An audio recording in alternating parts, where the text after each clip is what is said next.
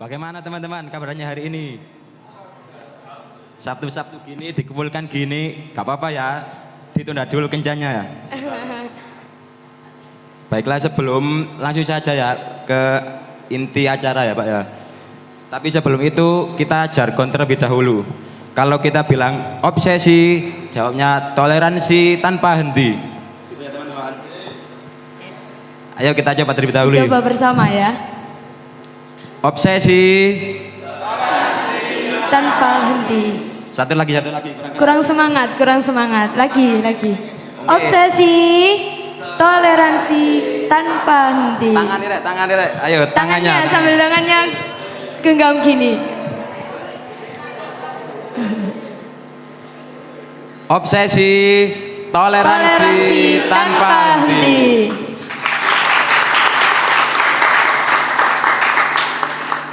Baiklah, langsung saja mohon izin membacakan CV dari pemateri. Nama Dodi Diaudin, tempat tanggal lahir Cirebon 10 Juni 1981. Alamat Jalan Raya Ngelom nomor 25 RT 3 RW 2 Kelurahan Ngelom Kecamatan Taman Sidoarjo. Nomor HP 085 232 847 925. Pekerjaan wira swasta. Riwayat pendidikan SDN Mertapada Kulon 1 Cirebon, MTS NU Buntet Pesantren Cirebon, MANU Buntet Pesantren Cirebon, STIH YPM Sidoarjo S1 Hukum, Universitas Sunan Giri Surabaya S1 Pendidikan Agama Islam. Pengalaman organisasi Pergerakan Mahasiswa Islam Indonesia atau PMII Sidoarjo, PAC GP Ansor Kecamatan Taman, Gus Durian Sidoarjo, PC Lakpesdam NU Sidoarjo, PW Lazisnu Jawa Timur, PCNU Sidoarjo. Moto hidup, hidup sekali memberi manfaat dan berarti.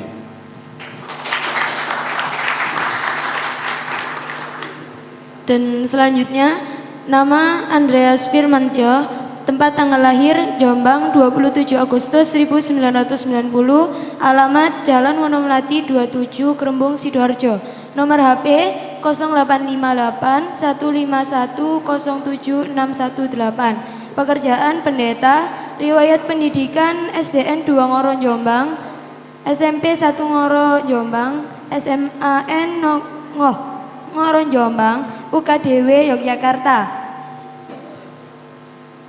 CV nama Ima Desudana SPD, tempat tanggal lahir Kediri 6 Mei 1994, alamat Tenggumung Baru Selatan nomor 83 Surabaya, nomor HP 085 858 300 369. Pekerjaan pegawai Kemenak Jawa Timur, Bimas Hindu. Pendidikan terakhir Institut Agama Hindu Negeri Gede Puja Mataram. Pengalaman organisasi Wakil Ketua OKK DPP Pradah Indonesia Jatim. Moto hidup kuat mengakar tinggi menjulang. Beri tepuk tangan. Baiklah, langsung saja ke pertanyaan inti ya Pak. Pertama kepada Bapak Andreas terlebih dahulu. Apa sih Pak toleransi dan mengapa kita harus toleransi? Cek. Sebelum menjawab, apakah boleh saya menyampaikan salam kepada audiens dulu? Boleh banget Pak. Oke, selamat malam semuanya. Oke, semoga kita dalam keadaan yang sehat. Terima kasih untuk Ibnu IPPNU Krembung. Matur nuwun Abah Hadir Rawuhipun, Gus Dodi, Pak Made yang kami hormati. Saya bersyukur pada malam hari ini bisa bertemu dengan kalian guys. Thank you, saya harap ini bisa berkelanjutan. Langsung aja jawab Pak. Ojo tegang-tegang, moderatornya tahu wegang. Baru pemula Pak. Oke. Keren ya, beliau masih SMA tetapi sudah berani bikin acara sebesar ini. Tepuk tangan dong buat moderator.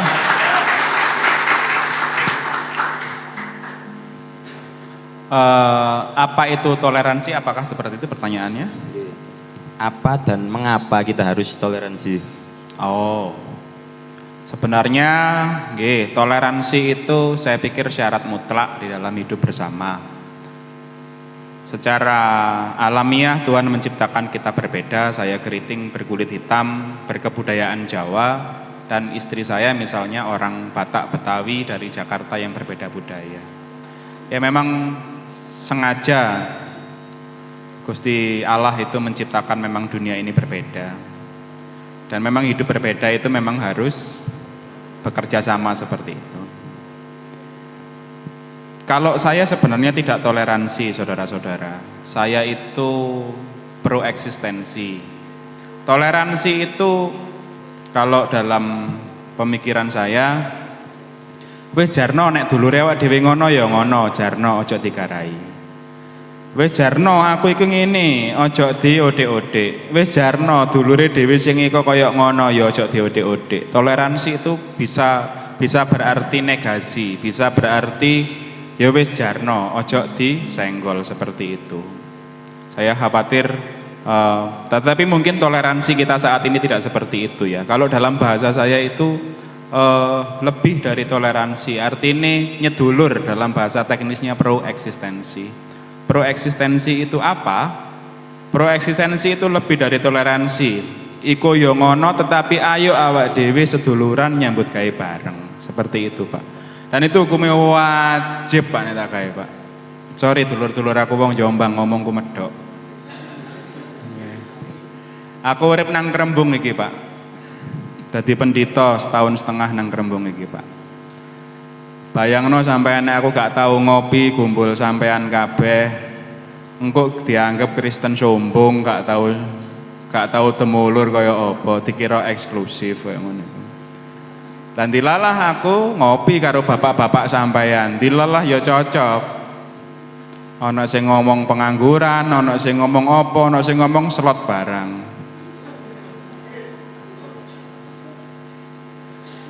Jadi saya pikir ternyata toleransi berkumpul bersama itu syarat mutlak ketika kita hidup di dunia ini.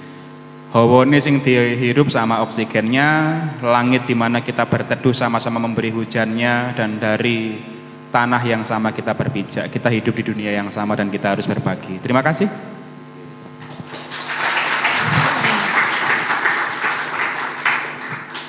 Untuk Bapak Dodi, bagaimana? Menurut Pak Dodi, bagaimana kondisi hubungan antara umat beragam yang ada di Indonesia ini? Oke, itu saja pertanyaannya. Iya. Oke, saya ucapkan terima kasih bisa di antara sahabat atau rekan-rekan kita juga teman-teman yang lain. Karena pertanyaannya bagaimana kondisi perbedaan Hubungan antara umat beragam di Indonesia ini. saat ini apa yang masa lalu? Yang saat ini. Oh, menurut saya kondisi hubungan antar umat beragama di Indonesia itu menurut saya hari ini lagi kondisi baik-baik saja. Betapapun mungkin ada kecelakaan kecil, ono tawur-tawur titik gitu, tapi itu bukan berarti kondisi kita begitu. Satu unsurnya karena Indonesia itu di antara negara yang paling bahagia rakyatnya. Bahagia rakyat Indonesia itu. Jadi orang bahagia itu tukaran rasa-rasen. Nggih. Mungkin kita ditakuti tahun depan 2023 akan ada resesi ekonomi, tapi Indonesia kan nyantai saja. Amerika sudah banyak gelandangan ketika terjadi resesi pasca Obama macam-macam, gelandangannya banyak. Indonesia resesi ya biasa saja. Karena yang dibangun Indonesia seperti yang kemudian dilakukan oleh orang masa lalu itu menarik. Jadi betapapun kadang kita berbeda masih tetap mau punya rasa tolong menolong. Kan gitu. ada orang kecelakaan, betapapun beda agama masih tetap ditolong. Ya kondisi kita begitu. Sehingga nggak sampai ada orang misalnya kaliren. Baru aja berita kemarin ada satu rumah mati semua itu di Kalideres Jakarta itu. Katanya karena kelaparan. Ini aneh kalau satu rumah berjumlah 4 orang mati semua karena kelaparan. Persoalannya dia keluar rumah apa enggak ketika kelaparan. Coba saja keluar rumah, pasti ditolong karena ini Indonesia. Atau datang aja ke kantor NU, pasti ditolong. Iya, apalagi kita punya budaya misalnya bikin selamatan, ganduel lah itu, nggak punya. Habis lahiran nggak punya apa-apa. Titik-titik itu ya tetap selamatan, berbagi dengan tetangga. Amerika nggak punya budaya begini, Eropa nggak punya, sehingga nggak ada orang sampai kelaparan itu. Jadi hubungan antar agama juga karena kondisi begini menjadi menarik. Nggak pernah tuh ada hubungan sangat serius perang lama-lama. Ya masa lalu aja lah, ada kasus Poso tapi udah selesai. Atau pernah etnis misalnya antara Madura dan Dayak itu di Kalimantan, tapi sudah lama sekali dan itu bukan termasuk clash besar antar suku yang terus berlanjut, tidak. Di Indonesia itu secara budaya karena nenek moyang kita sudah mencontohkan. Dulu ketika misalnya Islam datang ke negara Indonesia lalu disambut oleh teman-teman dari yang beragama Hindu, Buddha, disambut baik. Pangeran atau Raden Rahmat itu yang kemudian jadi namanya Sunan Ampel, itu kan dikasih sama raja dari kerajaan Siwa Buddha Majapahit. Ya biasa saja, ya begitu, saling tolong menolong. Kita aja kemudian diadu domba dengan cerita Belanda bahwa kemudian pasca Islam masuk ke Majapahit lalu orang lari kemana-mana. Enggak ada. Islam masuk ke Indonesia misalnya pura atau kemudian candi, vihara, tetap aja tuh masih berdiri kokoh biasa saja. Islam tidak mengutik-utik. Bahwa ada clash kecil-kecil mungkin, tapi secara besar enggak ada. Karena itu yang diwariskan dan sampai hari ini.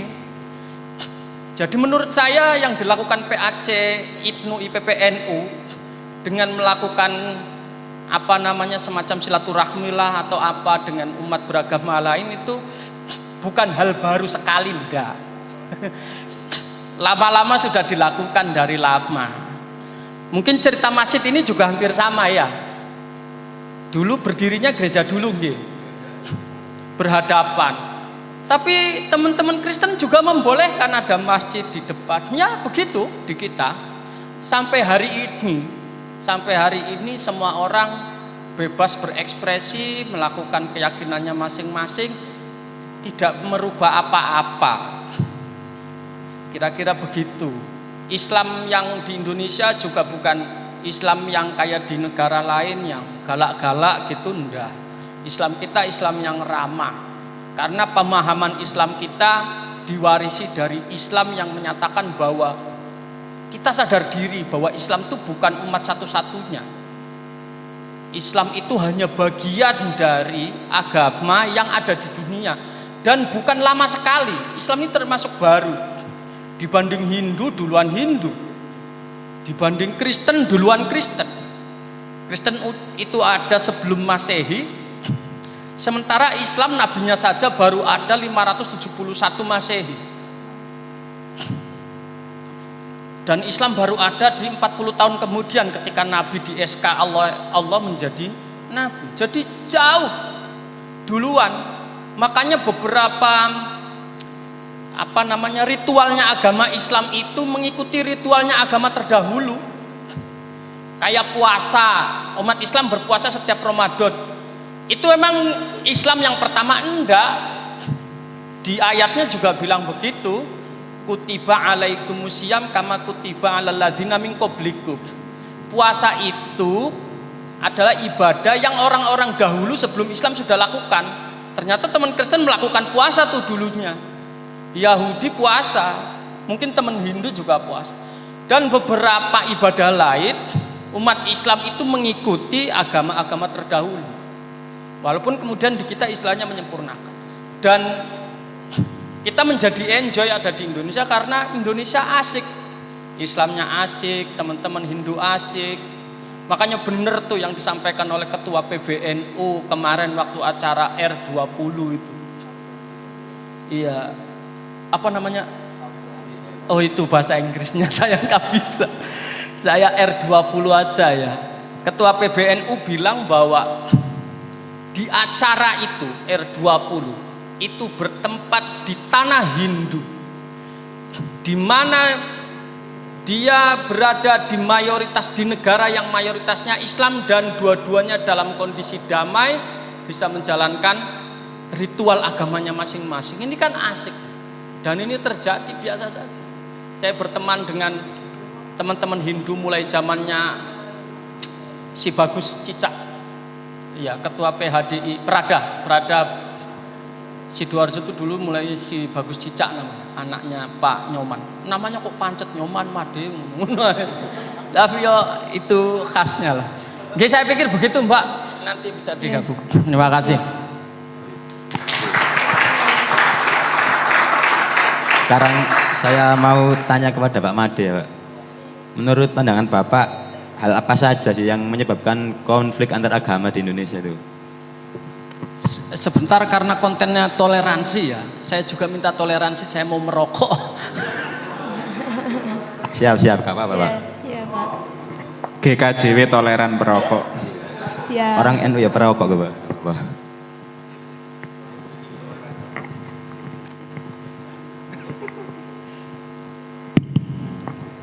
Baik, terima kasih Mas Moderator dan Mbak Moderator.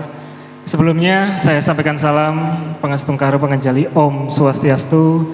Assalamualaikum warahmatullahi wabarakatuh. Shalom. Ya, selamat malam untuk kita semua. Berbahagia sekali kita malam hari ini bisa berkumpul bersama-sama di sini. Dan terima kasih pertanyaannya, hal-hal apa sajakah yang bisa menyebabkan kita konflik. Nah, cukup seru ini pertanyaannya. Kenapa? Kalau disuruh mengorek-ngorek masalah, kita pasti senang sekali untuk mencari masalah. Khususnya untuk zaman sekarang ya. Banyak sekali yang sebenarnya bisa kita jadikan untuk menjadi sebuah sebab atau masalah. Salah satu contohnya mungkin kita ngejek melalui sosial media. Nah, sekarang kan zamannya sosial media, teman-teman ya. Semua pasti punya HP. Dulu, ini mungkin cerita sedikit ya.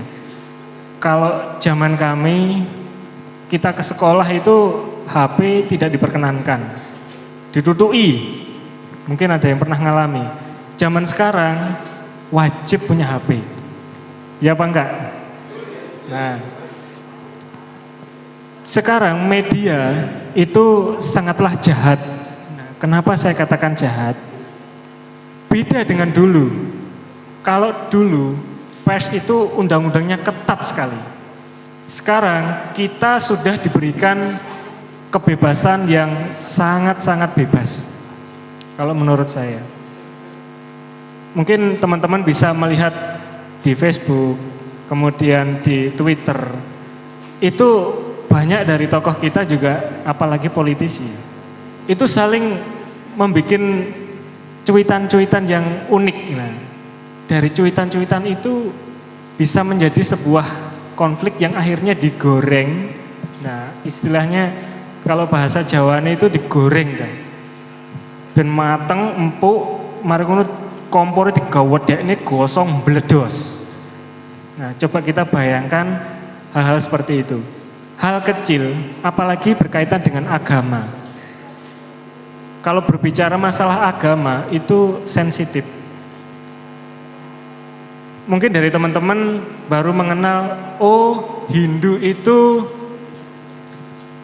suka menyembah patung atau berhala misalkan. Kemudian dari teman-teman yang selain Hindu, kadang yang ini oknum-oknum yang nggak bertanggung jawab itu saling mengejek dan sebagainya. Nah, hal-hal semacam itulah karena ketidaktahuan. Nah, pokok intinya adalah karena ketidaktahuan.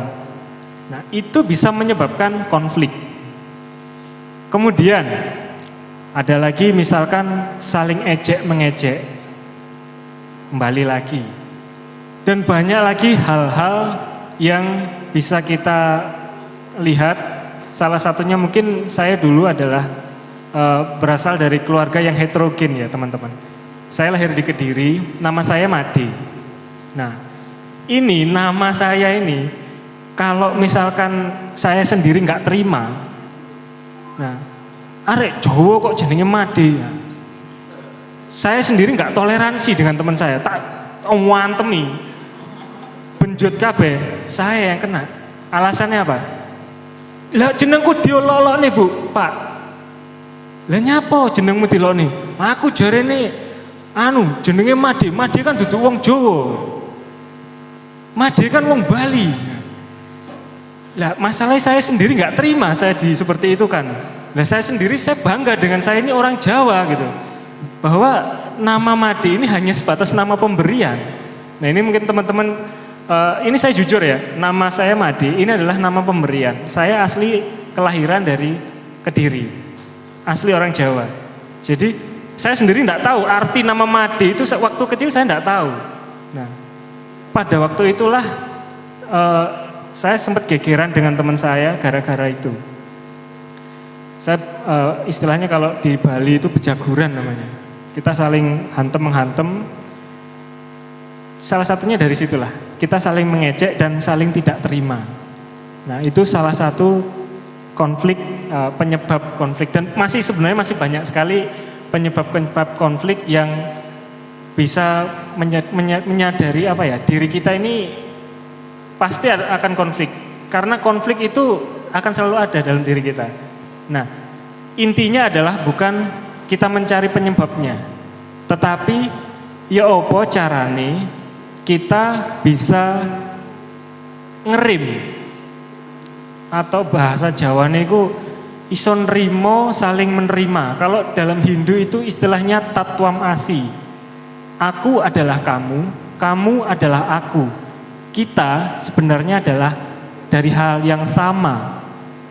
Hanya penyebutannya saja mungkin yang berbeda.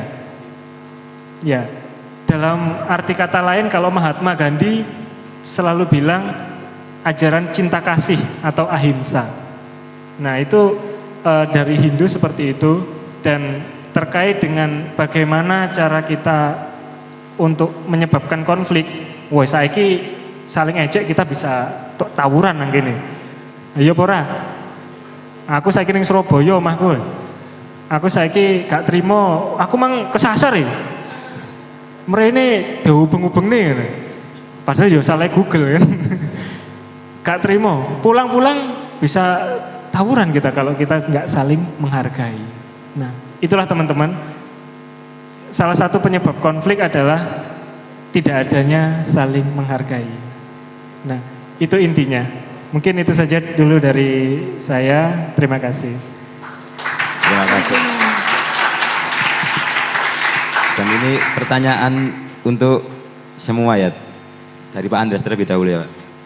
Bagaimana solusi dan upaya kita sebagai anak muda agar konflik antar umat beragama ini terminimalisir atau bisa hilang, tidak ada konflik di Indonesia itu gimana? Kita sebagai anak muda itu Pak.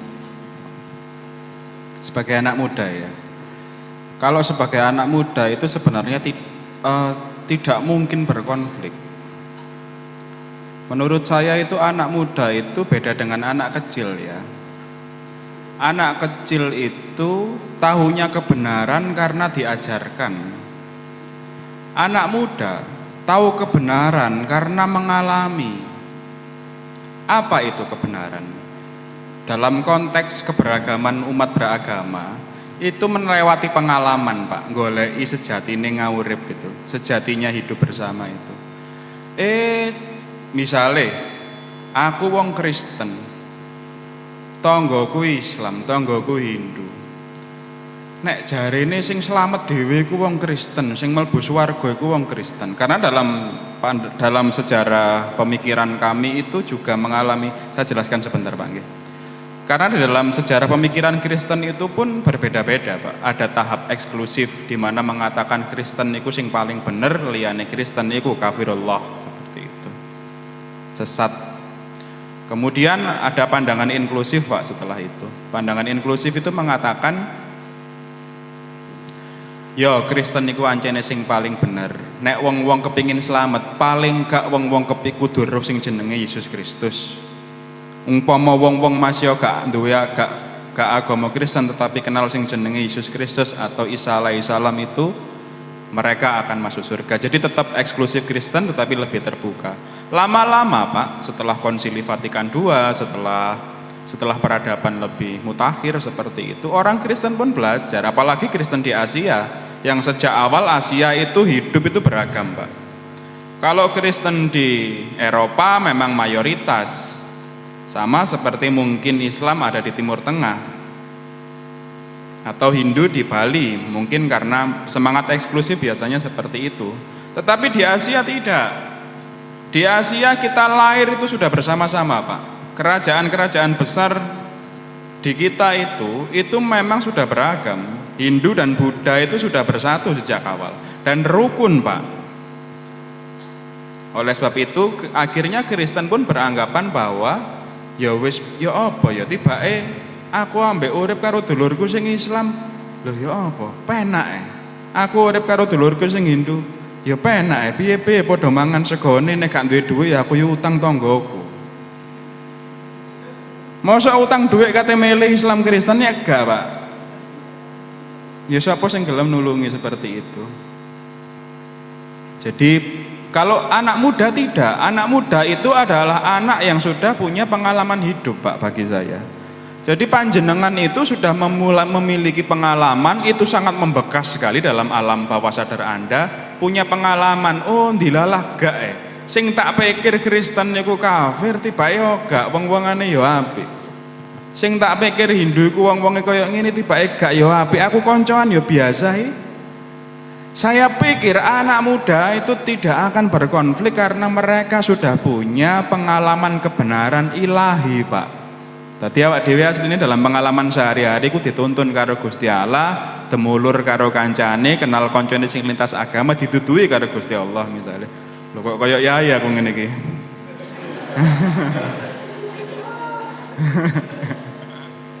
Jadi kita memang diajarin sama Tuhan Allah untuk hidup bersama, dan dari situ kita mengalami kebenaran, Pak. Mengalami ngene lho karepe Gusti Allah, awak dhewe rukun. Jadi saya masih berpikiran positif terhadap Anda. Contoh apa? IPPNU IPNU gawe acara koyo ngini.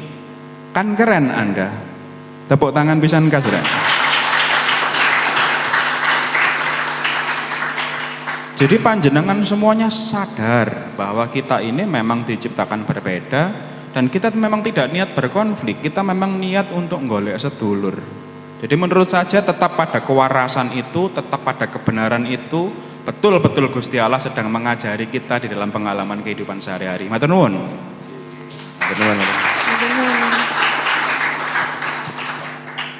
Langsung mawon Pak Dodi ya. Nggih. Agak tersinggung di terakhir Pak Dodi. Karena tadi menurut pandangan pemuda soalnya, tapi dipanggil Pak ini enggak. Tersinggung saya.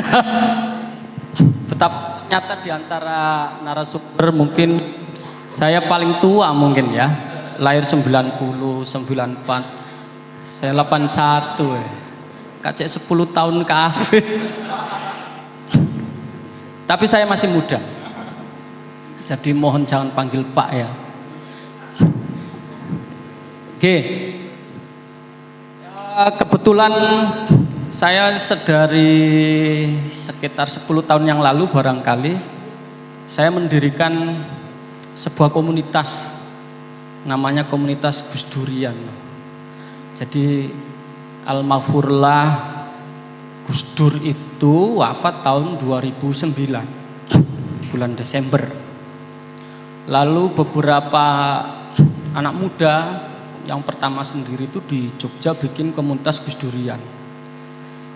di bawah koordinasinya Mbak Alisa, anak Gus Dur yang paling sulung. Lalu saya 2011 membuat Gus Durian di Sidoarjo. Jadi saya mendirikan Gus Durian awalnya agak eksklusif, hanya di teman-teman PMII waktu itu. Lalu kemudian saya pikir ini nggak menarik. Yang Gus Durian lakukan itu ya merambah semua agama. Akhirnya kemudian ketika deklarasi Gus Durian pertama itu yang hadir ada teman-teman dari Baptis, pendeta, kemudian GKJW, pendeta, ada Peradah, Mas Bagus itu, lalu dari Buddha waktu itu belum ketemu, Konghucu juga belum ketemu, lalu teman-teman Muslim. Sehingga kami punya tujuan begini, membuat harmoni antar umat beragama tapi yang muda-muda. Karena ketika sedari muda itu sudah memulai untuk berbicara asik tentang perbedaan, tua itu sudah aras-arasan untuk berbuat, misalnya mau mempolitisir, mau membuat konflik dan macam-macam. Karena sedari muda sudah mulai bergaul baik. Dia punya pengalaman menarik ketika berkumpul dengan yang berbeda agama. Teman-teman IPNU IPPNU Krembung mungkin agak beruntung. Hari ini sudah memulai dengan berkomunikasi atau bergaul dengan teman-teman lintas agama. Saya dulu agak terlambat karena saya dulu dari kecil di pesantren di Cirebon, lalu kemudian saya pindah ke Sidoarjo, di Ngelom itu juga daerah pesantren, jadi hampir gak kenal orang. Saya bersentuhan dengan dunia di luar Islam itu baru ketemu pertama kali ketika di pondok, di perpustakaannya Kiai saya itu dulu ketua MUI Jawa Timur, namanya Kiai Haji Imron Hamzah, dulu juga Rois PWNU Jawa Timur. Di antara buku di perpusnya itu ada New Testament, ada perjanjian baru, ada Injil. Nah saya baca, lah saya mikir iki kiai kok duwe apa mang perjanjian baru ki ono apa. Lalu saya baca-baca, tapi waktu itu ya selesai dibaca saja karena masih di pesantren, enggak kemudian mulai bersentuhan. Ketika pandangan kita yang belum pernah ketemu dengan orang lain menganggap bahwa orang lain itu alien, asing, hantu, jadi kayak jahat lah. Apalagi cerita-cerita di agama kita yang ya hampir semua agama mungkin menceritakan bahwa orang lain itu jahat kepada agama kita. Begitu saya kuliah, lalu selesai, lalu saya coba membuat itu, kumpul kemana-mana, ternyata enak teman-teman. Saya punya pendeta itu asik. Jadi beberapa kali saya sholat di pastori gereja, bukan di gerejanya ya, di pastori. Kadang-kadang kalau khilaf juga sholat di gereja juga. Kalau pas mepet macam-macam masuk. Karena sholat itu kan suci yang penting. Beberapa kadang enak saya berteman. Jadi misalnya saya betul ketika saya nggak punya duit pinjem ke pendeta gitu, temannya pendeta. Iya. Dan ini tidak dilakukan oleh saya pribadi. Ternyata Nabi saya, Nabi Muhammad, sampai wafat itu juga masih punya kenangan muamalah hutang piutang. Nabi Muhammad itu pernah menjamin atau menggadaikan zirah. Zirah itu baju besi untuk perang itu ke orang Yahudi sampai wafat. Artinya intensitas Nabi Muhammad dengan umat agama lain juga dilakukan. Beberapa malah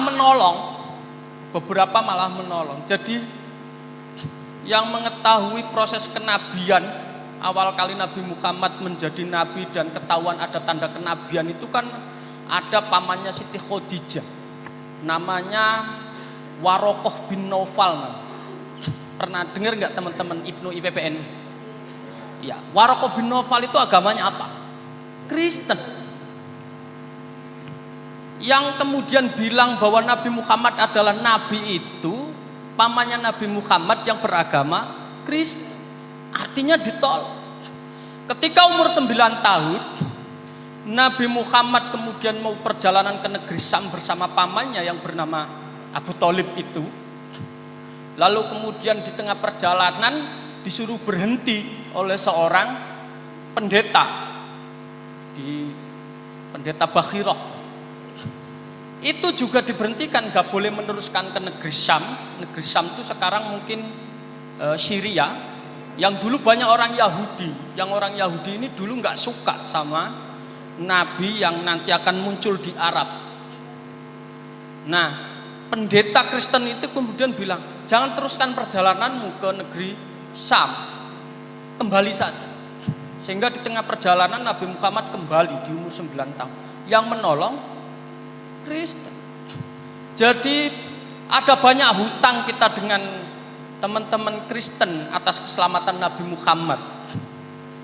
Sehingga Nabi Muhammad pernah dalam sebuah perjanjian dengan Bani Najran namanya. Dan Bani Najran ini Nasrani.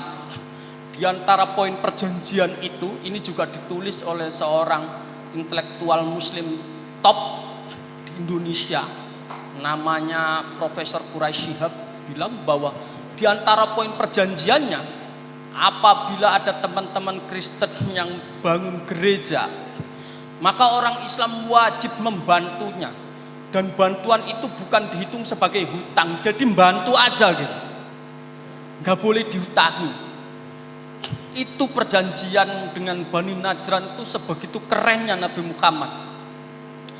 Nah, atas kejadian-kejadian itu saya sering tuh gumbul atau ngobrol gitu dengan teman Kristen macam-macam. Bahkan dulu di kita di Gus Duran itu sampai begini, kira-kira antar pemuda itu bisa saling misuh lah gitu. Karena kalau anak Surabaya Sidoarjo itu kalau ngobrol nggak saling misuh itu masih canggung, tidak tulus gitu. Iya, jadi saya biasa itu memisui pendeta Natal dulu bergereja pendeta. Ya biasa begitu, saling pisu-pisuan, ya biasa. Untuk saling menghangat, berteman gitu. Jenengan kan masih canggung ini, belum berani kan misui diantara ya. Kalau saya sudah berani karena sudah dekat kita. Oke, tapi saya belum berani misu di sini ya. Mohon maaf. Satu, menurut saya agar pemuda itu kemudian gampang bertoleransi adalah kenal ajarannya. Karena orang semakin tinggi tentang ajaran agamanya, semakin tahu betapa pentingnya bertoleransi. Yang tidak bisa bertoleransi itu yang ilmunya cekak, yang ilmunya separuh-separuh, yang kadang diremot cukup langsung Allahu Akbar saja kalau di Islam. Itu malah nggak bisa toleransi. Karena prinsip hidupnya hanya karena disetel orang lain, karena terbatas. Tapi kalau sudah ilmunya tinggi, lihat para kiai itu, Gus Dur ilmunya tinggi, ketemu pendeta biasa, datang ke gereja biasa, Kiai Said Akil, Habib Lutfi, semua yang ilmunya tinggi-tinggi bertemu dengan umat agama apapun ya semakin menarik. Dan bagi orang Islam, ketika bertemu dengan umat agama lain itu tidak semakin hilang imannya, tapi semakin kuat. Karena ujian keimanan itu bukan ketika dalam satu kelompok agama kemudian imannya semakin kuat. Itu kan cemen kalau kemudian kelompok satu itu agama saja lalu kemudian menyatakan paling iman, kan cemen sekali. Tapi ketika kita bersanding dengan agama Kristen, kita imannya semakin kuat. Dapat cewek Kristen, imannya semakin kuat tambah. Misalnya enggak terganggu, kira-kira begitu. Ya, itu semakin keren. Lah kok misalnya sekali gumbul dengan Kristen langsung tebal, itu berarti ilmu agamanya kurang. Lalu gumbul dengan orang lain juga kurang. Jadi pelajari dulu agamanya. Teman-teman Kristen silakan pelajari tentang Alkitab, tentang kekristenan dan macam-macam. Insya Allah ketika semakin mempelajari itu akan semakin toleran. Di teman-teman Hindu juga mungkin sama. Semakin pintar pelajaran tentang kehinduannya, keimanannya semakin kuat, semakin toleran. Tapi ketika belajar ilmu agamanya aras-arasen, malas, lalu berkumpul dengan orang lain juga tidak mau, ini pasti konflik yang tadi disampaikan oleh Pak Made Sudana. Tak pikir Pak Made sudahlah gitu. Sudah. Pasti akan mudah. Ya kenapa pasukan Allahu Akbar itu kan bukan orang pinter semua itu. Yang gampang itu loh Pak, yang di luar-luar kapan hari ada konflik cebong, kadrun yang kemudian gampang berteriak nama Tuhan. Sehingga kalau pengalaman kecil saya bertakbir itu indah. Menjelang hari raya takbir itu bersukacita macam-macam. Begitu kemarin ada orang bertakbir menjadi menakutkan itu ya kemarin. Dan yang menyampaikan pasti bukan orang-orang pintar itu. Karena kalau pintar beragama pasti semakin toleran. Karena tahu di mana batas dia untuk berkomunikasi dan batas dia untuk bisa mengerem untuk tidak berkomunikasi. Itu penting. Karena toleran itu berbeda dengan membiarkan. Karena membiarkan itu namanya liberal. Liberal itu apapun yang dilakukan boleh. Toleran itu seperti orang tua mendidik anak.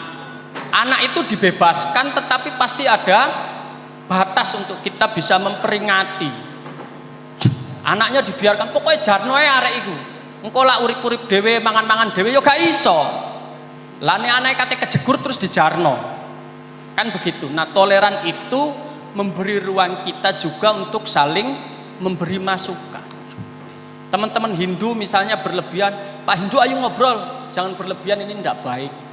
Kita saudara, karena kita ada batas. Semua agama itu pasti ada ruang yang kemudian kita tidak bisa masuk banyak. Sebagai sosial, ya kita berkumpul. Kenapa kemudian Gus Dur lakukan untuk berbeda? Karena sebagai manusia.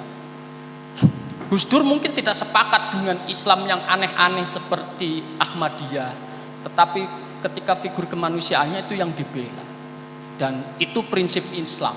Karena prinsip Islam asal katanya saja Islam, selamat sentosa, memberikan kesentosaan kepada semua umat betapapun itu berbeda.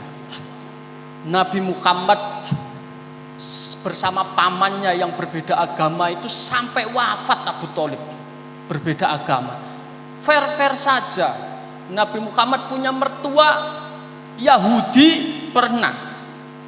Salah satu istrinya namanya Sofia binti Huyai binti Akhtab itu Yahudi.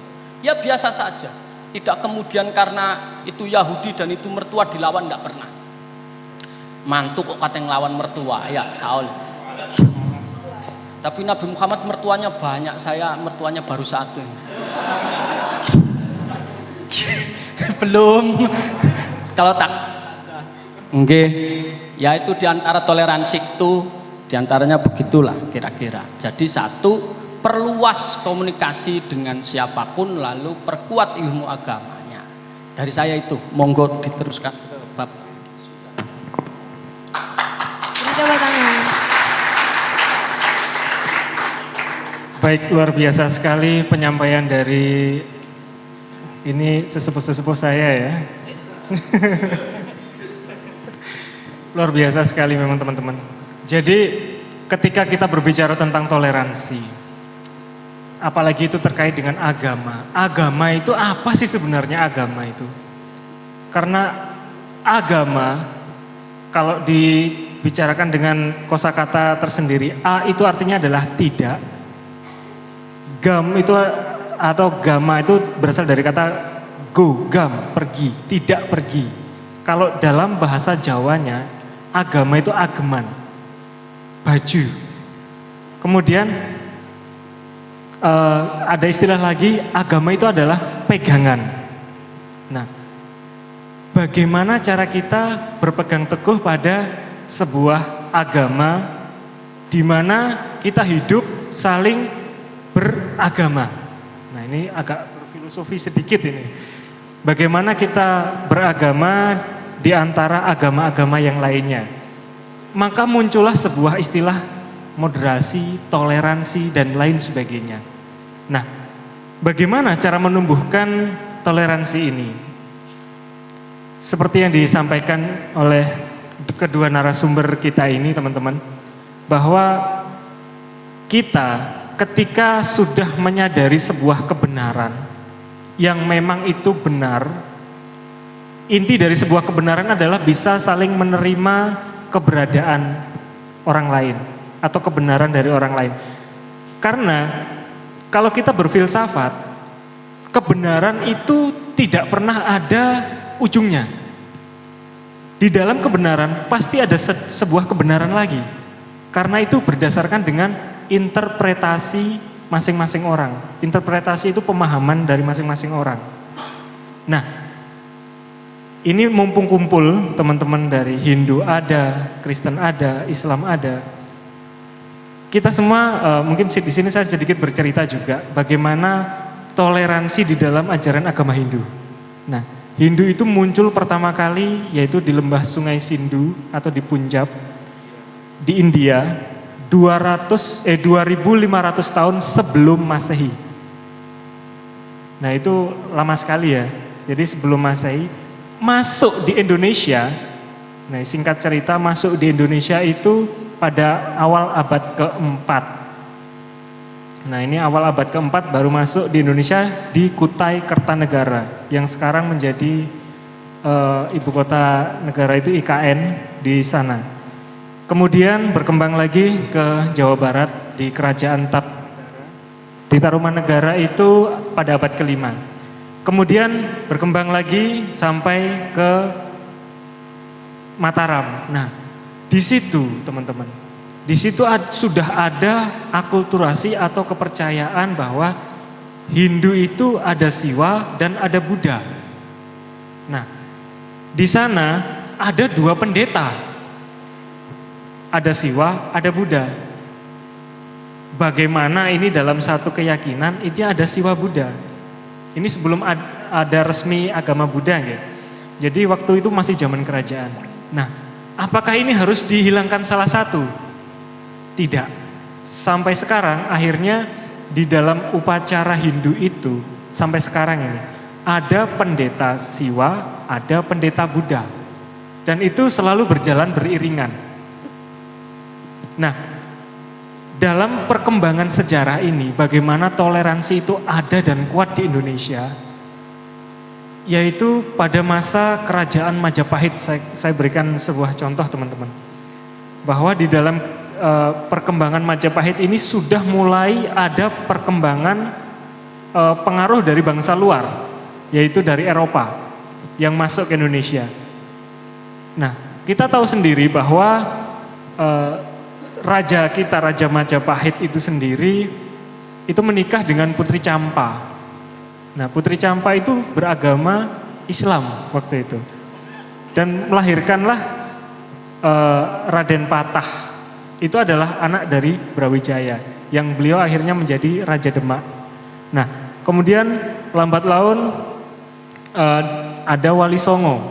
Nah, dalam cerita Wali Songo, itu salah satu dari wali ini adalah, saya mengambil contoh Sunan Kalijaga. Nah, mungkin teman-teman sudah tahu ya, Sunan Kalijaga adalah seorang wali yang menyebarkan syiar agamanya atau dakwahnya melalui adat dan budaya. Nah, di sana beliau memakai apa? Wayang. Nah, cerita wayang itu menceritakan tentang apa, teman-teman? Mahabharata. Nah, Mahabharata itu cerita dari mana sih? India ya. Nah, Mahabharata ini merupakan sebuah epos cerita yang digubah dalam sebuah kitab namanya, Kitab Itihasa. Nah, di situ banyak sekali pelajaran-pelajaran yang bisa kita pelajari. Bahwa zaman dahulu, kalau kita Hindu itu, ketika engkau ingin belajar tentang kebenaran atau agama, belajarlah dari yang paling dasar. Nah, kalau kita belajar tentang ilmu-ilmu filsafat dan ketika usia kita atau pemahaman kita belum cetha istilahnya, belum bisa menerima itu, iso-iso gendeng lek. Adewe dicekoki, kita manusia hidup harus bisa ngerogo sukmo, arek cilik kayak ngerogo sukmo iki sukmone kancane diurek-urek ngono. Itu bahasa-bahasa yang tinggi sekali.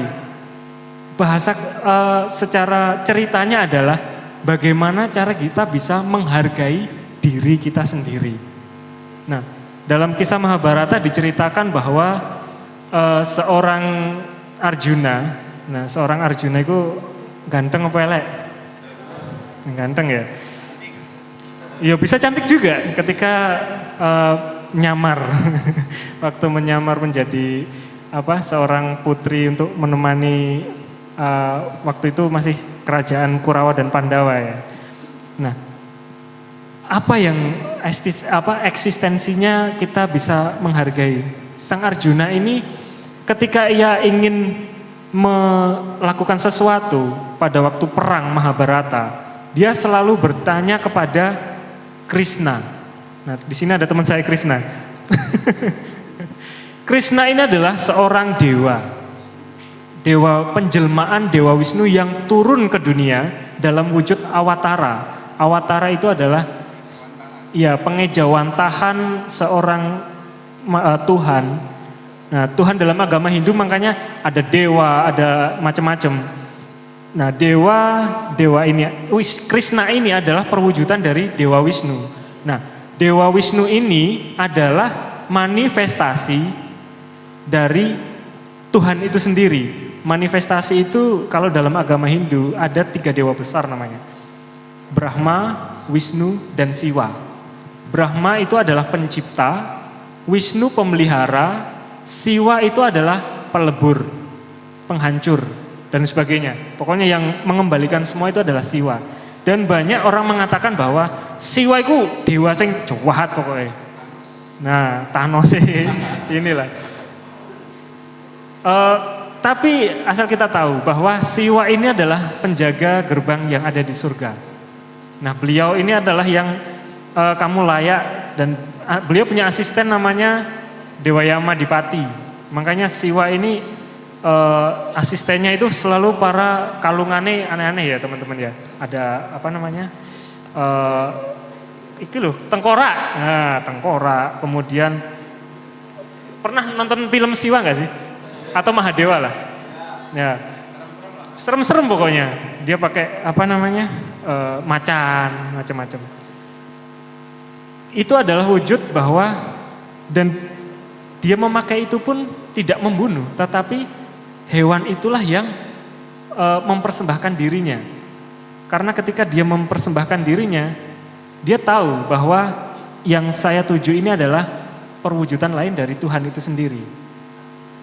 Nah, itu kenapa Dewa Brahma tadi pencipta, kemudian ada Wisnu pemelihara. Wisnu ini turun ke dunia di saat dunia ini dalam kekacauan yang luar biasa. Nah, ketika kekacauan itu muncul, baik itu berbicara toleransi macam-macam, pokoknya dunia ini sudah tidak terkendali, di sanalah Tuhan itu akan turun. Nah, maka banyak mengatakan bahwa dewa atau awatara itu hampir bisa disamapadankan dengan nabi. Nah, dia turun untuk meluruskan yang salah. Nah, ada berapa awatara kita? Untuk sampai saat ini ya Bapak Ibu, teman-teman, itu ada 9. Sebenarnya ada 10 kalki awatara. Nah, kalki awatara ini adalah ini yang belum turun. Nah, kalau kita belum turun, ya kita belum bisa mewujudkan beliau seperti apa. Tapi sudah disebutkan juga itu adalah kalki awatara. Tapi awatara yang terakhir adalah sebelum Krishna itu ada Buddha. Krishna dulu baru Buddha. Nah, di Krishna ini zamannya sudah lampau sekali. Bahkan sebelum Hindu itu sendiri muncul. Atau istilah nama Hindu itu.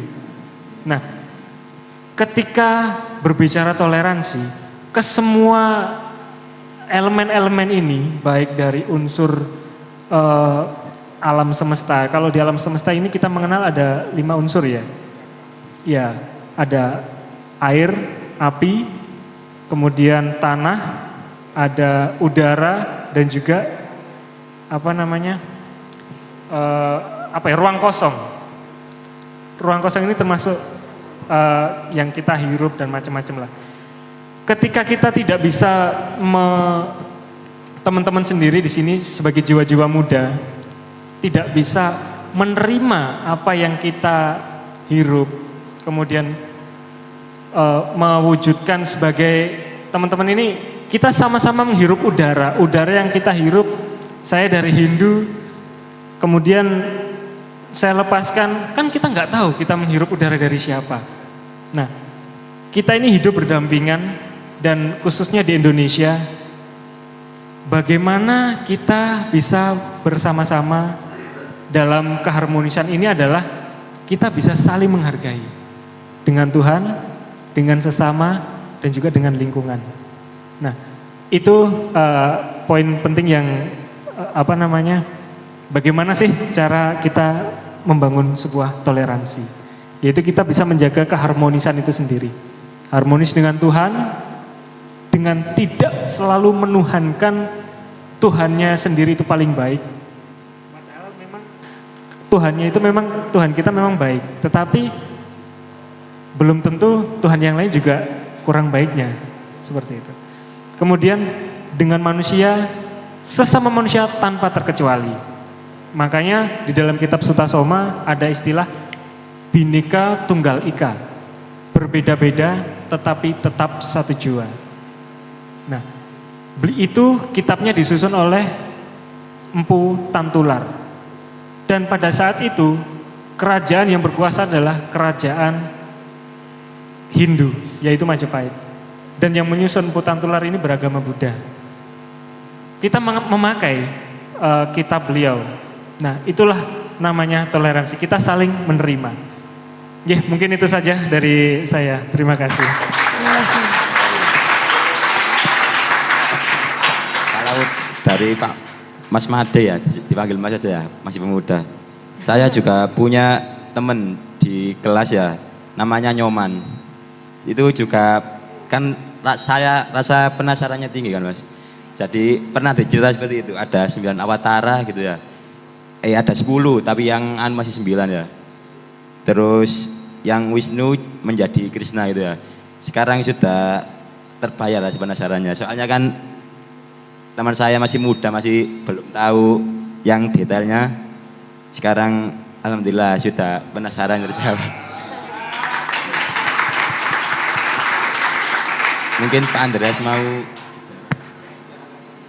antar toleransi Kristen kepada Hindu atau Islam. Mungkin itu tadi kan sudah cerita tentang gimana cara bertoleransi agama masing-masing itu. Barangkali Pak Andreas mau cerita. Langsung saja. Langsung saja kita ajukan tanya jawab. Berapa Kak? 3 dulu deh, 3 dulu. Oh tidak dulu. Ya 3 dulu. Siapa yang mau bertanya dari audiens?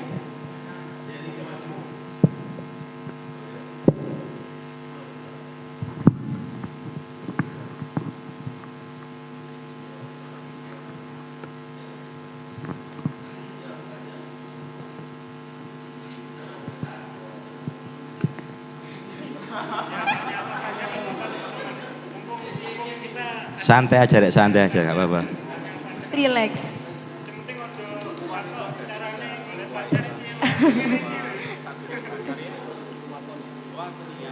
Sesuai dengan pertemuan.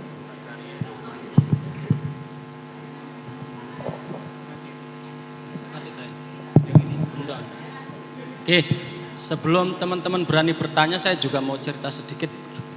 Kalau tadi yang saya sampaikan itu kan lebih banyak ke tentang Islam. Sekarang saya ingin menyampaikan dengan versi NU, karena kebetulan saya pengurus NU. Oke. Di NU itu dulu ada Rois Am Nahdlatul Ulama PBNU namanya Kiai Haji Ahmad Siddiq namanya. Kiai Ahmad Siddiq Jember. Beliau menyampaikan bahwa ada rumusan penting yang kemudian harus dimiliki oleh umat Islam dalam konteks bernegara. Apa saja? Satu, ukhuwah Islamiyah. Ukhuwah itu artinya persaudaraan. Seperti konsep persaudaraannya antara kaum muhajirin dan ansor. Ketika muhajirin itu berangkat dari Mekah ke Madinah, sama Nabi dipersaudarakan. Itu ukhuwah Islamiyah, sama-sama Islam. Dipersaudarakan. Saudarakan itu artinya sama dengan saudara. Saudaranya makan, maka yang jadi saudara juga makan. Ukhuwah Islamiyah, sesama Islam. Yang kedua, karena ini konteksnya tentang bernegara atau berbangsa, ada ukhuwah watoniyah. Ukhuwah watoniyah itu persaudaraan satu negara. Jadi dimanapun kita selama masih di dalamnya zona ekonomi eksklusifnya NKRI, kita saudara. Baik yang rasnya sama, kebetulan Indonesia ini kan rasnya beda-beda ini dari barat sampai ke timur. Ada yang Melanesia, ada yang Negroid, ada yang Mongoloid. Sudah tahu pelajarannya ya begitu ya kira-kira. Jangan ditanya artinya, saya juga asal ngomong tadi. Oke. Ras kita beda. Begitu juga dengan adat istiadatnya, beda-beda. Cara kawin itu beda, Pak. Di Sumatera Barat itu kecenderungan menikah itu perempuan. Ninik mama Sumatera Barat, ya Minangkabau. Jadi waris itu lebih besar untuk perempuan daripada untuk laki-laki. Ini juga pernikahannya ruwet. Agak ke timur lagi ke NTB pernikahan ruwet. Karena menikah harus mencuri dulu. Laki-laki itu nggak boleh menikahi seseorang kalau dengan cara biasa. Melamar gitu. Itu kesannya cupu. Ngerti cupu ya anak muda? Cemen. Tapi diculik dulu. Setelah diculik 2-3 hari ada utusan dari keluarga perempuan, lalu negosiasi, baru kemudian menikah. Ya. Ada yang ruwet lagi di Makassar sana, Bugis itu. Bugis itu ada namanya bahasa panai, uang panai. Pernikahannya murah, panainya yang mahal. Panai itu tergantung sekolahnya sampai di mana, stratanya apa, itu menjadi harga dari panai. Makanya orang Makassar kalau laki-laki terus menikah sama orang Jawa, lihat jangan-jangan dia nggak berani pulang untuk menikahi orang sana itu, karena nggak kuat modal. Iya, Pak Andre mau menikah sama orang Batak, harus beli marga dulu. Beli marganya pakai kerbau, pakai apa? Oh, pakai babi. Ini macam-macam di Irian Jaya sama. Kita ini beda-beda, maka kita harus bersaudara. Cara nikahnya beda, cara beribadahnya beda. Jangankan kemudian yang beda agama, satu agama saja beda-beda. Saya di Jawa dengan di Sunda beda, penyebutan tokoh agamanya beda. Di Jawa kiai, di Sunda ajengan, di NTB tuan guru, di Banten Tubagus, macam-macam. Di Sulawesi Andre Guruta, macam-macam. Itu sama-sama Islam gitu. Beda-beda. Maka kita kemudian dalam rumus yang disampaikan Kiai Ahmad Siddiq adalah ukhuwah watoniyah. Ada lagi yang menarik, namanya ukhuwah basyariyah. Pilihan katanya adalah basyariyah, artinya semua manusia. Dalam bahasa Arab manusia itu ada 2 pengertian. Satu namanya insan, anas asal katanya, menjadi insan itu bentuk jamak. Kalau di kita insan itu kan alat pernafasannya ikan itu kan ya. Oke, salah saya. Insan, tapi yang kedua basar. Basar itu asal katanya kulit. Makanya dalam kitab itu mubasyarah itu pertemuan kulit. Ketika pertemuan kulit yang bukan mahram itu membatalkan wudhu. Tapi mubasyar yang kemudian disampaikan oleh Kiai Ahmad Siddiq, manusia sebagai orang yang punya kulit, siapapun manusia itu adalah saudara. Sementara insan itu manusia yang punya jiwa. Jadi masih wong gendeng itu tetap saudara. Nah, konsep persaudaraan ini penting juga untuk dimaknai, dinilai, dan kemudian dinikmati oleh teman-teman muda sebagai ruang entitas untuk menjadi modal untuk berteman, berkomunikasi dengan siapapun. Dengan teman Kristen, kalau bukan ukhuwah Islamiyah ya ukhuwah watoniyah lah, ketemu, kan begitu. Mereka saudara. Kalau enggak satu negara dengan orang Jerman barangkali, ya ukhuwah juga, ukhuwah basyariyah sebagai sama-sama manusia. Prinsipnya kita dipersaudarakan oleh apapun. Makanya ini penting bagi teman-teman muslim memaknai persaudaraan. Tidak hanya satu persaudaraan karena lahir dari rahim yang sama, tetapi juga persaudaraan yang kemudian dari sama-sama satu negara, persaudaraan satu manusia, itu yang kemudian harus dinikmati. Monggo, sampai di sini ada yang bertanya apa enggak ini? Oh, kiai ini dewe takok rek. Gak wani jawab iki. Kula ngawali tanya nggih. Menarik dari Pak Andreas tadi. Saya ingin dari ketiga narasumber ini memberikan keajaiban. Maksudnya pengalaman pribadi sehingga ketiga narasumber yakin dengan agamanya. Misalnya Pak Andreas punya pengalaman apa sehingga mantep menjadi Kristen. Gus Dodi juga begitu. Pertolongan Allah yang bagaimana sehingga Mas Dodi mantap dengan Islam. Pak Made juga begitu. Pertolongan yang si dewasa apa yang pokoknya ya dewanya atau Tuhannya yang memberikan motivasi saya mantep bah. Sopai ngono-ngono aku tetap mantep nang agamaku.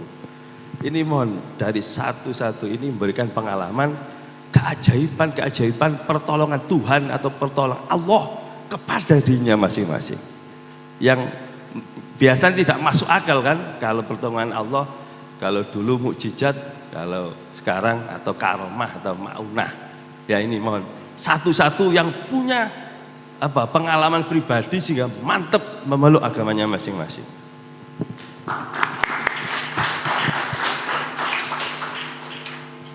Mungkin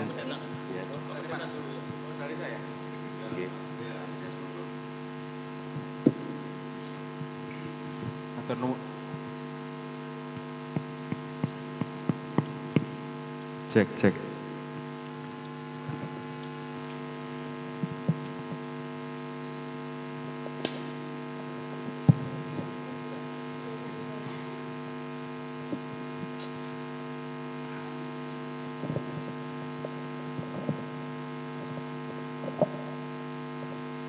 Nggih, matur nuwun Abah Hadi atas pertanyaannya. Ini pertanyaan subjektif nggih.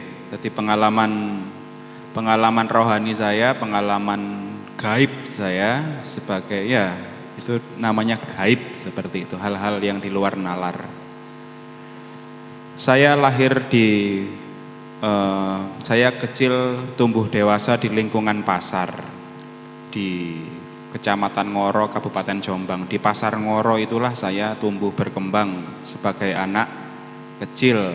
Ibu saya kerja di luar negeri pada waktu itu sebagai seorang TKW dan seingat saya bapak saya pengangguran pada waktu itu.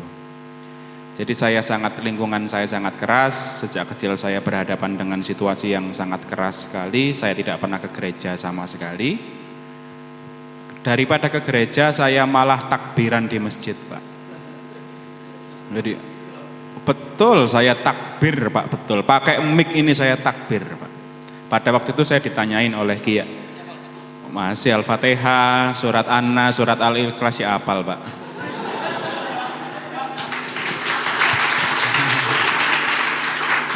Soalnya nek nang Jombang niku, Pak, nek tahlilan, nek yasin niku kabeh agama diundang, Pak. Saya sangat mencintai Jombang. Gitu. Ya, saya di lingkungan yang sangat keras, saya malah dekat dengan anak-anak pondok karena Jombang itu sama dengan Sidoarjo, sama dengan Situbondo, artinya pondoknya ratusan di sana itu.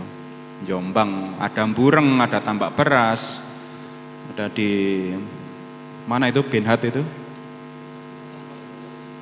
Denanyar. Okay. Artinya saya itu memang lebih dekat dengan teman-teman Nadiyin sejak saya kecil. Dengan teman-teman Nadiyin, dengan teman-teman NU itu saya sejak kecil sangat dekat sekali. Bahkan tradisi tawaduk itu masih sangat saya hidupi sampai saat ini. Saya menghormati kiai sampai saat ini. Di dalam lingkungan saya sangat keras, saya menjadi anak jalan itu tiba suatu ketika itu saya nang gereja iku Natalan dulur-dulur. Jadi tanggal 24 malam itu ada tradisi malam Natal di mana kelahiran Isa alaihissalam atau Yesus Kristus itu dilahirkan dan wong Kristen pasti melekan dan pasti bikin acara besar itu karena hari malam Natal. Malam Natal aku katanya ndelok orkes numpak pedah Bravo etek-etek goncengan telu dan aku mendem posisiku. Saya dalam posisi minum alkohol dan mau ndelok orkes ke lintas kecamatan. Dilalah aku ngeliwati gereja dulur. Ngadep ngiwo dalam keadaan teler seperti itu. Masya Allah, iku omahku iku. Jadi saya itu melihat rumah saya yang sangat meriah dan saya menjadi outsider seperti itu. Saya orang luar yang merasa tidak terberkati, merasa tidak dapat barokah dari Allah seperti itu ya.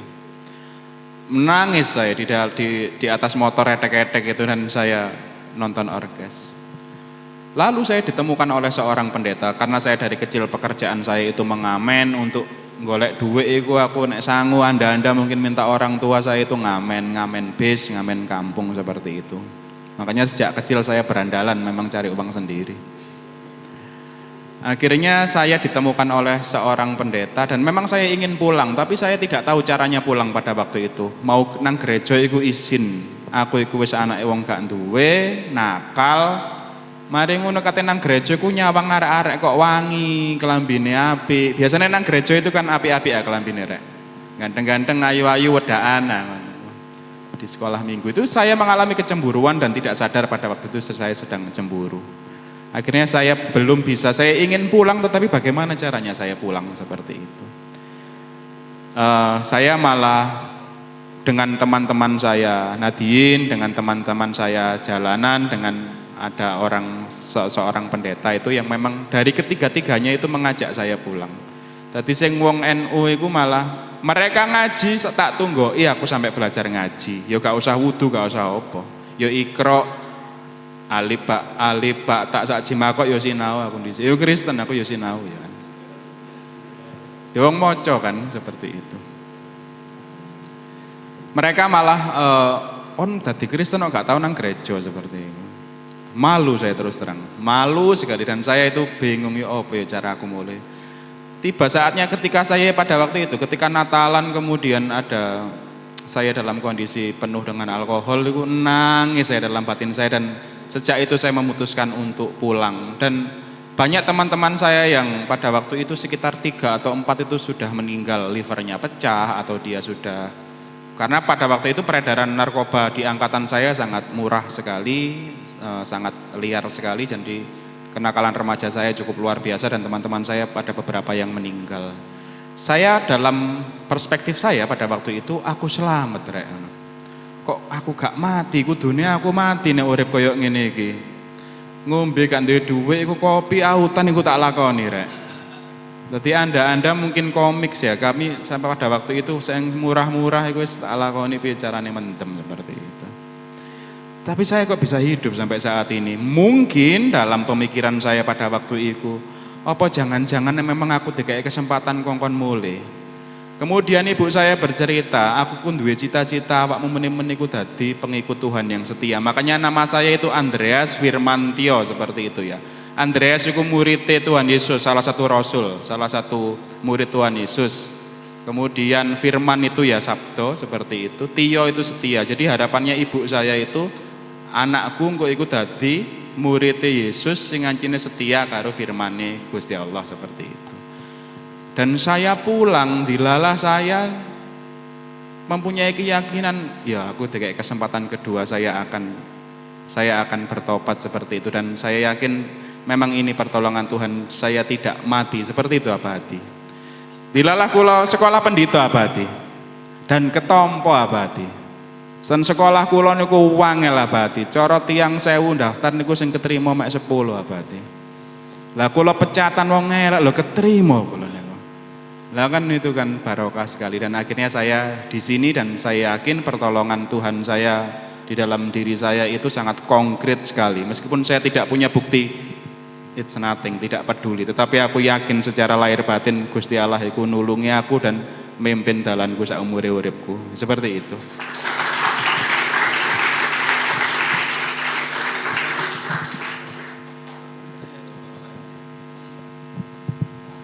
Nggih, matur nuwun nuwun apa. Jadi ketika mau bercerita terkait kenapa sih saya bisa menjadi seorang Hindu yang benar-benar Hindu untuk sampai saat ini. Mungkin cerita kecil saya sedikit kurang agak nggak mengenakan juga Pak, sama. Dulu saya kecil itu mau sembahyang ke pura. Nah dulu di tempat saya itu nama pura itu Sanggar Pamujan Mas ya. Nama Sanggar Pamujan belum jadi pura, kecil. Terus kemudian teman-teman saya itu karena di wilayah Kediri sana daerah Kandangan memang mayoritas adalah orang Jawa. Nah waktu itu mau sembahyang saja kita tidak punya peralatan apapun. Kalau kayak yang biasa kita kenal kan ada udeng, ada pakaian saput Bali dan semacam itulah, baju putih dan sebagainya. Saya enggak punya sama sekali Pak. Dan waktu itu sampai saya kelas 6 SD, saya masih ke pura itu pakai baju setelan biasa, pakai celana, pakai baju biasa seperti ini. Dan teman-teman saya itu banyak mempertanyakan, kamu itu Hindu apa enggak sih? Yang menguatkan saya adalah ketika saya mulai beranjak SMP dan SMA. Di situ tidak ada guru agama. Jadi ketika saya SMP, saya ikut pelajaran teman-teman dari Islam waktu itu. Saya ikut di dalam kelas. Kalau saya di luar kelas, bingung Mbak. Genek konco nih, toleh. Saya di dalam ya ikut mendengarkan. Akhirnya ya sedikit tidak huruf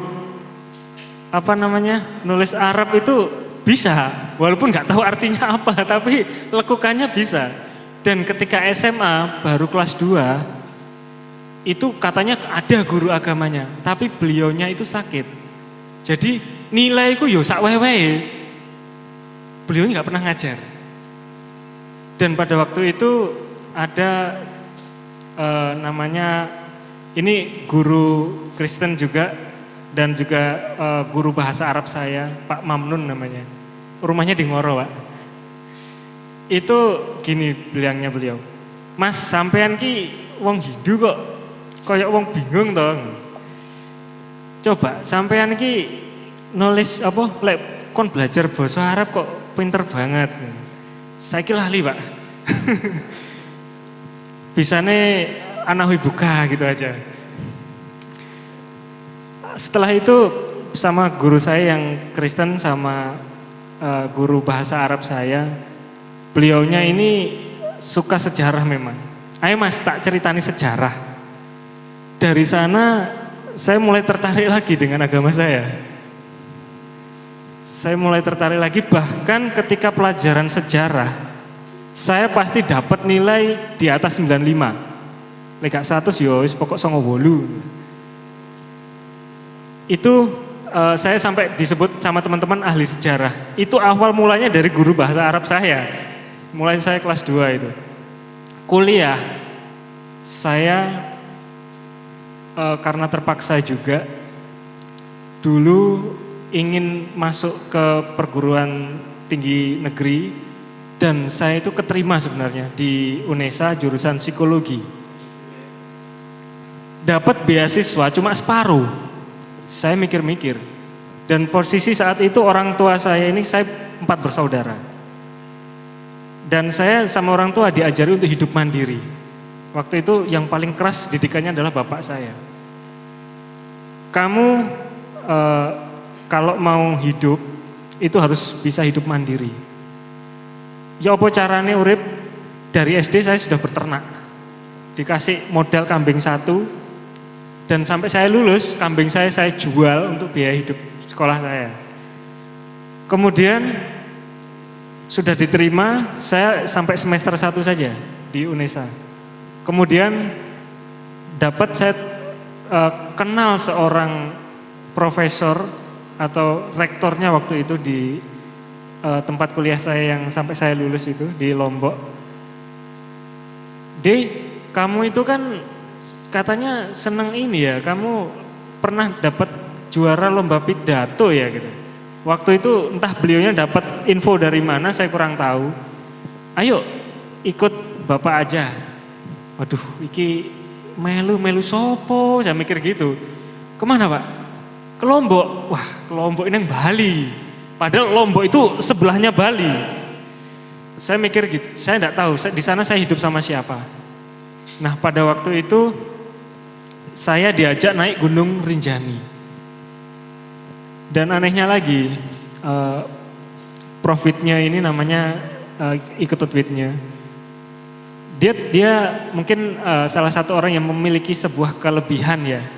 Dia bisa tahu apa yang kita rasakan. Dia bilang gini, kamu itu orang yang bingung. Kita itu hidup di dunia ini harus punya pegangan. Kira-kira apa yang membuat kamu semangat untuk hidup? Kira-kira kamu percaya dengan siapa yang bisa mencukupi dan menghidupi kamu? Saya diajak naik ke Gunung Rinjani waktu itu. Sampai titik di puncak, saya sebenarnya sikil wis gak kuat munggah wis. Karena baru pertama kali datang di Lombok, baru mungkin 1 sampai 2 minggu langsung diajak saya naik gunung. Sampai di puncak, saya menangis. Pada waktu itu, saya rindu orang tua saya. Saya rindu orang tua, bapak, ibu saya, kemudian adik-adik saya. Saya itu sudah di luar jangkauan mereka. Dan pada saat itu, Pak Prof Ketutwitnya ini berbicara kepada saya. Sebut siapapun yang kamu yakini, siapapun yang membuat kamu yakin bahwa dirimu kelak akan menjadi orang yang bisa bermanfaat bagi orang lain. Dalam hati saya langsung ibaratnya berebes mili gitu ya. Saya kebayang-bayang sosok ibu saya.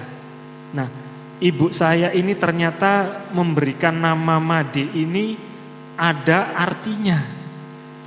Nah, Made itu ibaratnya ada sambungannya Sudana. Made ini berasal dari kata madu sebenarnya. Entah kenapa ibu saya ini bukan orang Bali, bapak saya bukan orang Bali. Kedua, kalau ibu saya dari orang Mataram, maksudnya Mataraman gitu, Solo. Bapak saya asli dari Kediri. Nah dari situ ibu saya itu saya tanya setelah saya pulang dari Lombok itu saya sempat nanya. Arti Made Sudana itu sebenarnya apa sih? Ya iku golek ana ning kitab, pokok golek ana ning kitab opo? nggak disebutkan, ya namanya ibu sama bapak saya ini orang yang kalau beragama yus melok-melok tok gitu. Kepura ya kepura, tapi nggak pernah baca tentang kitab suci. Ternyata nama Madhusudana itu saya temukan di kitab Bhagavad Gita. Madhusudana itu adalah nama lain dari Krishna itu sendiri. Nah saat itulah saya baru ngeh, iya ya, apa ini yang dikasih ibu saya nama Madi.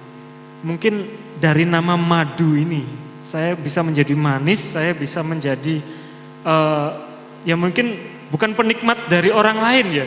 Jadi maksudnya biar dinikmati wong liya lah gitu. Bukan seperti itu, tapi di situ ya saya ada seorang dewa yang saya kagumi yaitu Dewa Krishna. Beliau sangat anggun lah menurut saya. Beliau sangat anggun dan seorang Krishna ini perwujudan dari Dewa Wisnu. Wisnu ini adalah seorang pemelihara lah.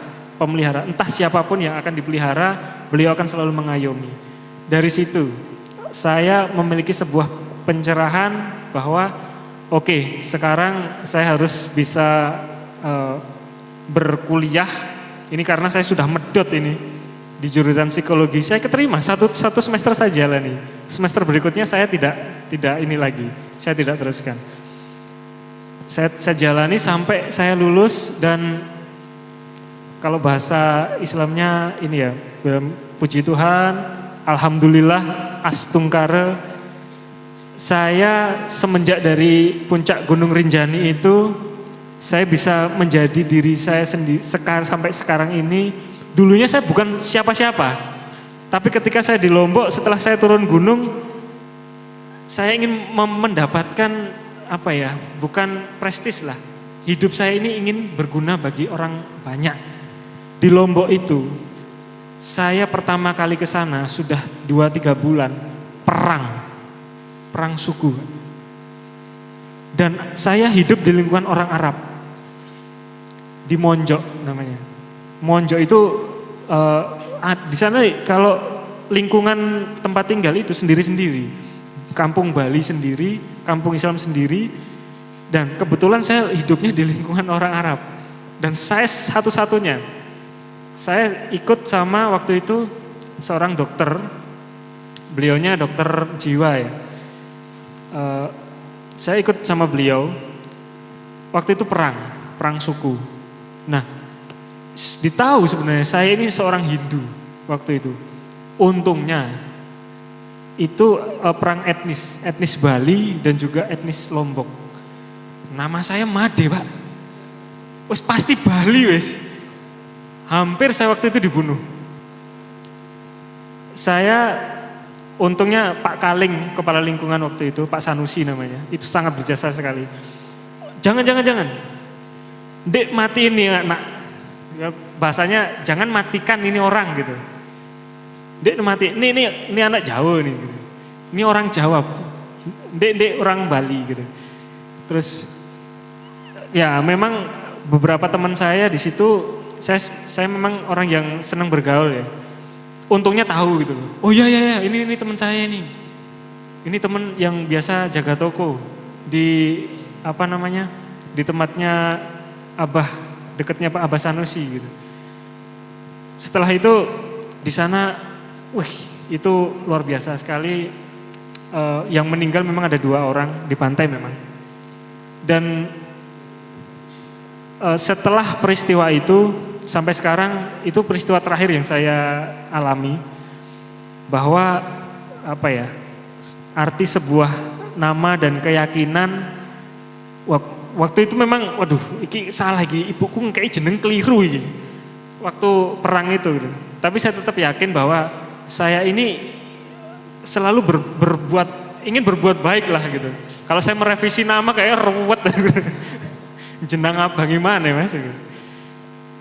Saya ingin berbuat baik saja kepada siapapun itu dan saya tidak fanatik dengan agama saya sendiri karena saya berasal dari yang heterogen itu tadi. Keluarga saya ada yang Hindu, ada yang Islam, ada yang Katolik, macam-macam. Yang Buddha nggak ada. Cuma itu saja. Jadi semenjak itulah saya punya sebuah keyakinan bahwa saya belajar tentang agama ini ingin memberikan manfaat kepada orang lain, entah siapapun itu. Saya ingin menolong orang lain, entah siapapun itu, dan saya tidak ingin menanyakan siapa dia siapa dan siapa agamanya. Disitulah karena saya di sana ditolong waktu itu. Kalau saya nggak ditolong sama Pak Sanusi, mungkin ya itulah karma saya. Kalau saya percaya adanya hukum karma, hukum sebab akibat, dan pala punarbawa saya, mungkin reinkarnasi saya, entah saya dulu dari siapa, saya mungkin kenal sama beliau, saya berjasa sama beliau, ya itulah karma saya. Saya pernah ditolong oleh beliau dan saya ingin berbuat dengan apa yang saya yakini saat ini, seperti itu. Ya, itu saja kisah dari kenapa saya ingin jadi Hindu sampai saat ini. Toleransi, ini mungkin tahu ya Pak Gus Dodi.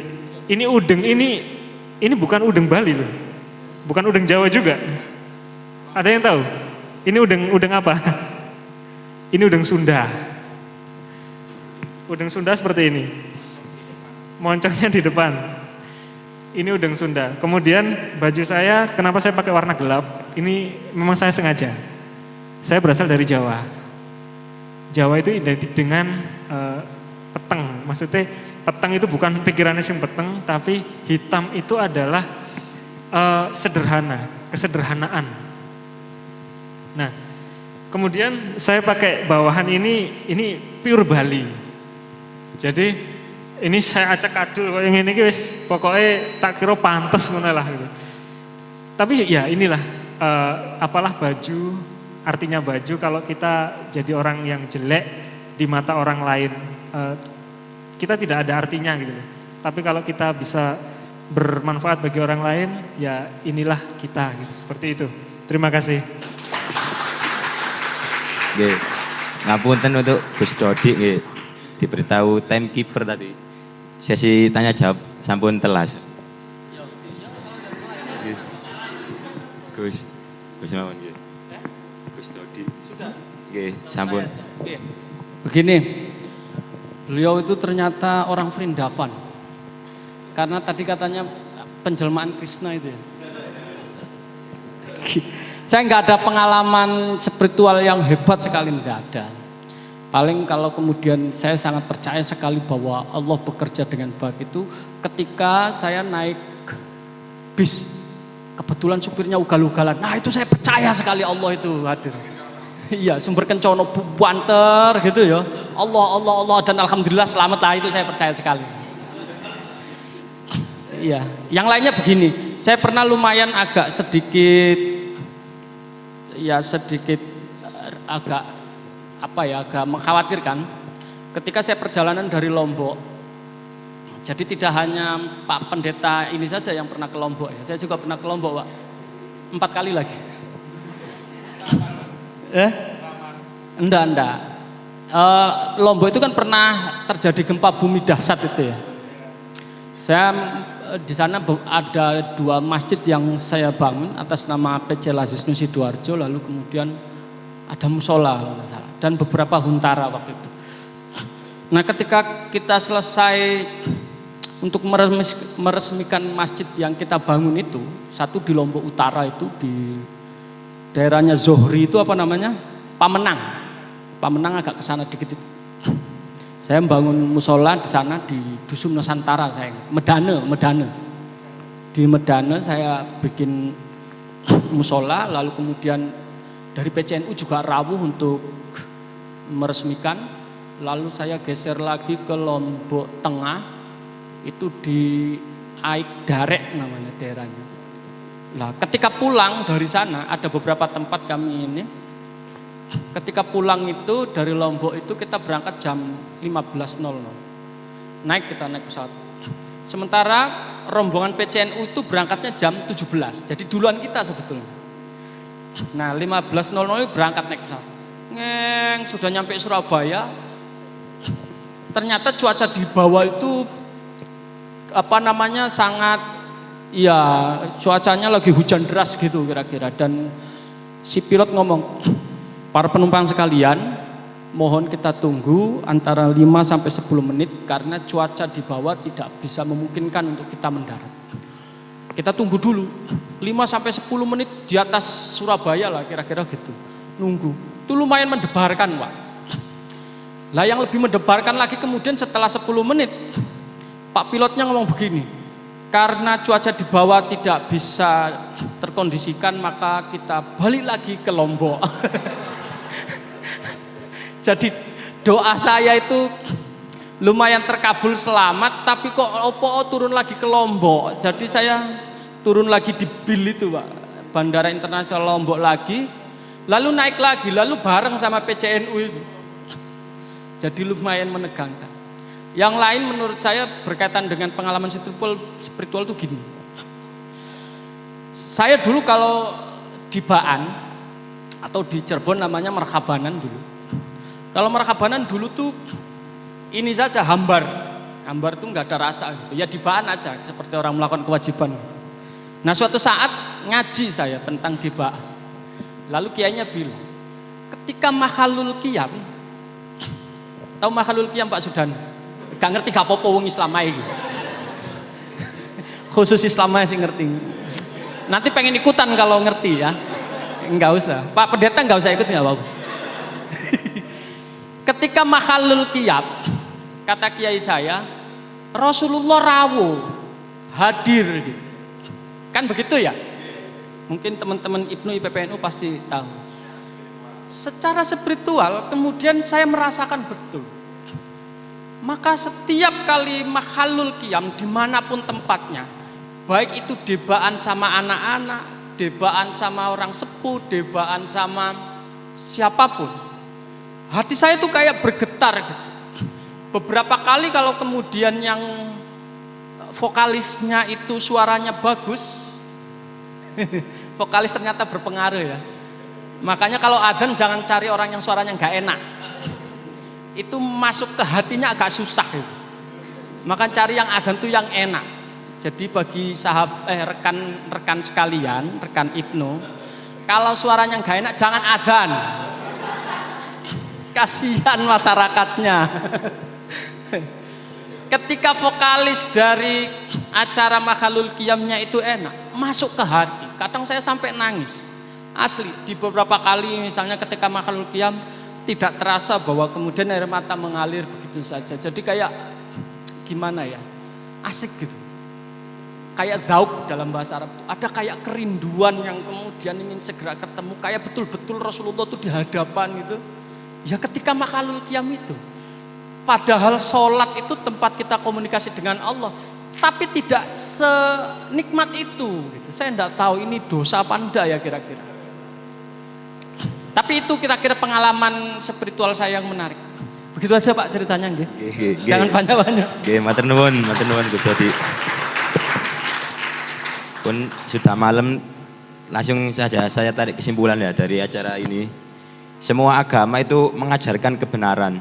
Tidak ada agama itu yang mengajarkan keburukan atau kejelekan. Dan kita sesama manusia harus saling tolong menolong. Seperti ada yang saya ikuti tadi, siapapun yang memiliki kulit dan mempunyai jiwa adalah saudara. Jadi sebaik-baiknya manusia adalah manusia yang bermanfaat bagi manusia lainnya. Dan kita hidup di Indonesia dengan semboyan Bhinneka Tunggal Ika, yang artinya berbeda-beda tetapi tetap satu jua. Indonesia ini adalah negara yang sudah ditakdirkan oleh Tuhan Yang Maha Esa, yang memang sudah ditakdirkan kuat karena perbedaan.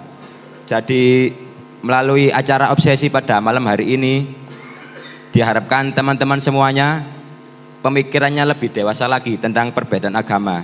Tidak ada yang mau berkonflik atau tidak ada yang mau diadu domba. Seperti tadi saya lihat di kaos Mas Miki, damai jangan sampai habis di negeri yang katanya agamis.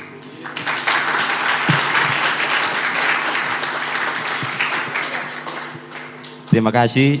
Sekian dari kami moderator. Terima kasih sudah bersedia mendengarkan walaupun agak pemula ya. Dan mohon maaf sebesar-besarnya apabila ada salah kata. Selamat malam semuanya.